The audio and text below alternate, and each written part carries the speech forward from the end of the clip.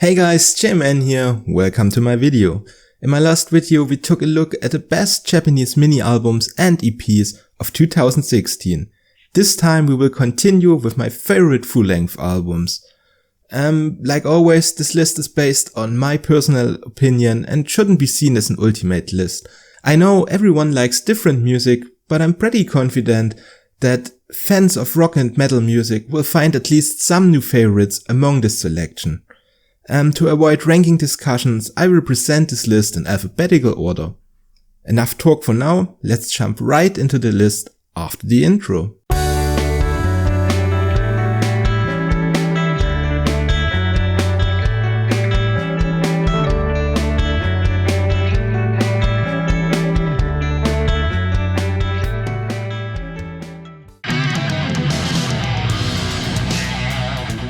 There were many great releases in 2016, so naturally I couldn't fit them all in my top 10. So, like the last video, we will start with a few honorable mentions. First we got Decay's with their debut album Baby Who Wanders. To be honest, I couldn't listen it as much as I wanted yet, so I don't have a final opinion. However, the first impression was positive. I'm sure it doesn't have the progressive depth of the other Dion Grey side project Tsukikyo, but it's still entertaining. Next in line we have Fixer with their self-titled first album. Sure, many of the songs were previously released as singles, but I think it's still a very strong album by this young heavy visual K-band. Other honorable mentions are the fantastic rock album Roar by Noisemaker, the new metal rock and reggae crossover The Beautiful People by Sim, and the new album Lost Waltz by this strange ambient neoclassical band World's End's Girlfriend. With this out of the way, we can finally start with the list. When I started to create this list, I almost forgot that Abstract released their fantastic second long player HOLOGRAM in the early 2016. It would have been a shame if I missed this album, because these guys are the frontrunners on the young and expanding Japanese gent scene. Abstracts have always this right balance between dreamy melodies, complex rhythm patterns, and a few metalcore influences. Over this instrumentation you have the beautiful clean vocals of their singer Satogen, which take you straight into another world. In addition, there's this great collaboration with singer Kendo from the post-hardcore band 7 Years to Midnight. I'm sure fans of bands like Tesseract, Periphery or Animals as Leaders won't get around this masterpiece. A Crowd of Rebellion released a bunch of great stuff since their formation in 2012, and I really swear they become more and more crazy with every release. Imagine a love child of the American Morphcore band I Wrestled a Beer Once and the Japanese metal flagship Maximum the Hormone. This is the level of insanity that you can expect from the album Xanthium. Their songs constantly jump between pop melodies to radio rock and metalcore to progressive morphcore. On top you have this mix of male and female vocals, which add additional variety to their sound. Somehow they still manage to create these catchy choruses which you can remember between all these unexpected chains and breaks. There isn't much left to say about the metalcore sensation Crystal Lake from Tokyo. I already made an in-depth review about their latest album True North on my channel, so I will leave the link in the description and you make sure to check it out if you haven't yet. My opinion still stands on the album, except that it even growed a bit further on me.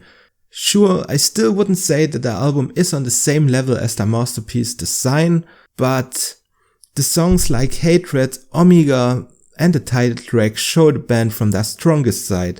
All in all, a really intense and major album, which shows Crystal Lake from a slightly different side than we are used to. Her Name in Blood may be the closest Japanese equivalent to mainstream metal bands like Trivium or Killswitch Engage.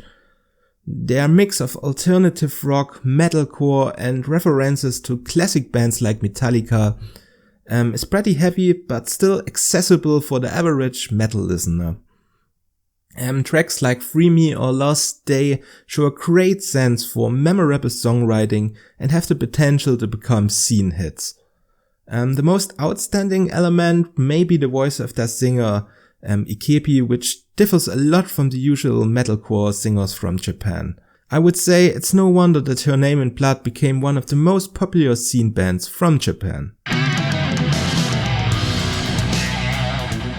If you follow my channel since the beginning, you may know that Inception of Genocide may be one of my most hyped bands in 2016.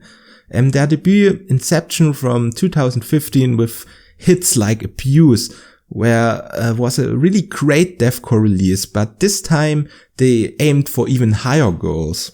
The previously released video singles Realize and It's My Turn built up this great expectations, which were completely met by the release of the full album Do Not Despair. I think the album brings them easily to the top of the international deathcore scene. Inception of Genocide really have the potential to become the Japanese answer to bands like Suicide Silence or Whitechapel. The only condition is that they finally manage to bring their popularity over to the Western world. I wasn't really sure if I should include AVANTGARDE in my personal top 10 list. After all, it kinda feels like Lynch start to record the same album over and over again. There really isn't much difference to the previous album Gallows or the Exodus mini album. Except maybe they became a little bit heavier. So why did I still include this album? Well, their style of melodic rock, visual kei dramaturgy and metalcore riffs is still great as always and didn't really lose any of his charm. Songs like Evidence or Damned became easily some of my band favorites and I still play them on a regular basis.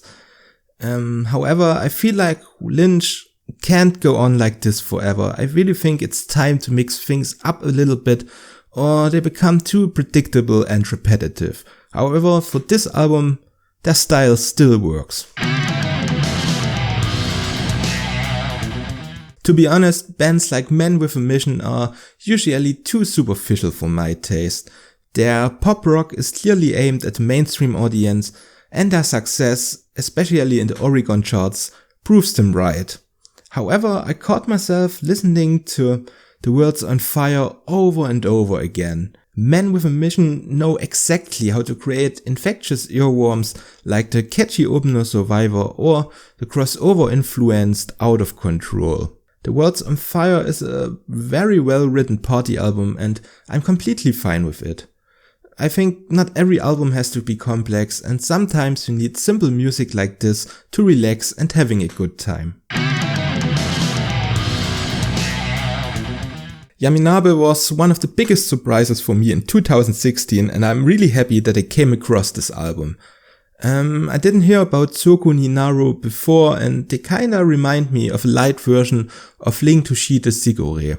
You have the same combination of pop music, indie rock and technical morph rock with these shared female and male vocals. In comparison, they sound a bit more restrained because you don't have these crazy high-pitched vocals and these wild screams. The music still becomes crazy at times, especially through the drummer, who sometimes includes these crazy double bass outbreaks, which you wouldn't really expect in this kind of music. Many fans are still sad about the disbandment of the visual kei band Nega. Good to know that their singer Jin continues the legacy with his new band the Black Swan, which was formed back in 2014. OUSIA sounds exactly like the logical continuation of their farewell album Vanitas. Many of the featured songs were known from previous singles or live distributed CDs, but this doesn't make this album less attractive. The Black Swan created a dark and heavy album which should be fine for every fan of heavier visual kei music like Sadi or Ichini Zero Ichini. Sure, Jin's vocals always cause some discussions because they have some technical weaknesses, but I feel similar to Anthra's singer Yuki that they add some additional personality to the album. We return to Ling Toshite SIGURE with the new solo album White Noise by their singer and songwriter TK. Some fans criticized the album for being too calm and streamlined, but this isn't really a negative characteristic for me. We shouldn't forget that this isn't his main band, and TK wants to make a difference with this project. Sure, there are some similarities because of his signature songwriting and singing style, but this is hard to avoid and we shouldn't compare the bands based on this alone. This time we didn't get a hit single like the famous Unravel from his last album Fantastic Magic, but we still got many highlights like the beautiful ballad Like There Is Tomorrow or the powerful Showcase Reflection. This being said, we already came to the end of this list. I hope you enjoyed this video, and if you did, please leave me a like. I'm especially interested in your opinion about the best Japanese albums of 2016, so make sure to leave your highlights in the comments. As usual, for more content about Japanese music, you can subscribe to this channel or follow me on Twitter. So, thanks again for watching and have a great day.